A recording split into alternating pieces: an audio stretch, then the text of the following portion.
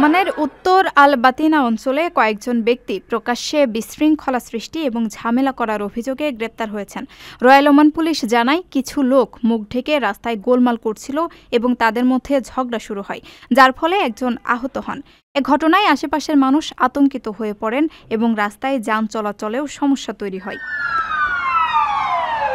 পরিস্থিতি নিয়ন্ত্রণে আনার জন্য পুলিশ দ্রুত ঘটনাস্থলে এসে সবাইকে গ্রেপ্তার করে। গ্রেপ্তারকৃতদের বিরুদ্ধে আইনগত ব্যবস্থা নেওয়া হচ্ছে এবং মামলাটি আদালতে পাঠানোর প্রস্তুতি চলছে।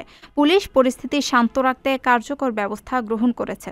রয়্যাল ওমান পুলিশ আরও সতর্ক করেছে, রাস্তায় গোলমাল করা, মানুষকে ভয় দেখানো বা ট্রাফিক ব্যাহত করা হলে কঠোর শাস্তি দেওয়া হবে। শেষ খবর পাওয়া পর্যন্ত পরিস্থিতি সম্পূর্ণ নিয়ন্ত্রণে আছে এবং সাধারণ মানুষ নিরাপদে রয়েছে। ওমানের সেরা রেট দিচ্ছে বাংলাদেশি প্রতিষ্ঠান গালফ এক্সচেঞ্জ। প্রিয়জনকে টাকা পাঠাতে আজই আসুন আমাদের যে কোনো ব্রাঞ্চে অথবা কল করুন স্ক্রিনে দেয়া নাম্বারে।